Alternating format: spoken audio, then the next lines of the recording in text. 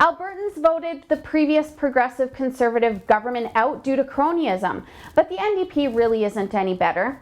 Let me tell you about the latest example where the NDP is all about friends helping friends over what's in the best interest of the province.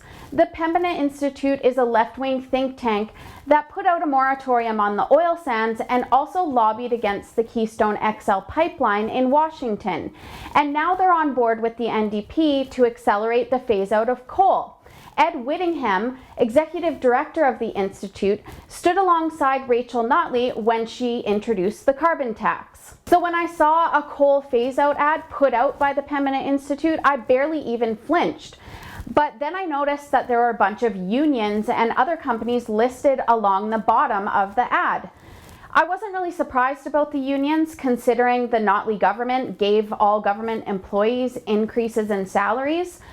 But I decided to take a closer look at the companies, and I noticed that many of them have ties to the Alberta Treasury Branch, or ATB Financial. It's a financial institute based in Alberta. And if you'll recall, Dave Mowat is the CEO and president of ATB. And he was also appointed by Rachel Notley to chair the Royalty Review Panel. So why does this matter? Well, the NDP allocated $1.5 billion to Alberta Treasury branches when they dropped their budget in order for them to disperse it to entrepreneurs and small and medium-sized businesses. And surprise, surprise, many of the companies listed on the Pembina ad already have a relationship with the ATB.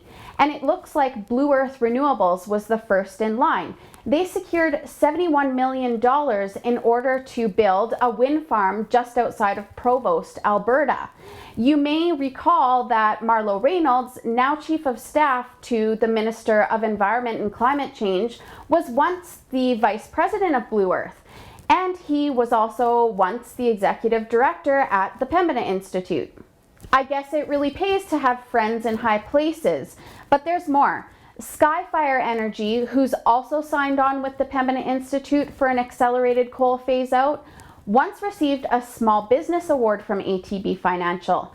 And other companies that are featured in the ad, KCP Energy and Arusha, are part of the Bow Valley Builders and Developers Association along with ATB. This group brings social and community issues to the government, so there's also a tie to the NDP as well. Greengate Energy is also featured in this ad, and employee Dan Balaban along with Bruce Edgelow from ATB Financial are both fellows at the Energy Futures Lab, and this group is dedicated to resolving future energy issues. More friends helping friends. This is what this all means. There's a distinct relationship between the NDP government, the Pembina Institute, Alberta Treasury branches, and these renewable energy companies.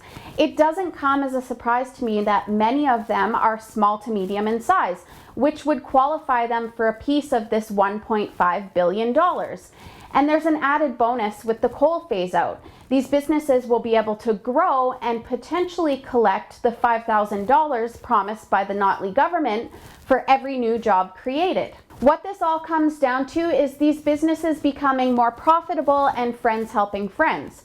The NDP used to complain about the progressive conservatives and the apparent cronyism happening between them and oil and gas companies. But it looks like the NDP are doing the exact same thing. They say that we need to diversify and steer away from oil and gas, but their focus is these renewable energy companies while they do nothing for Alberta jobs. But that's not putting our eggs all in one basket, is it, Rachel?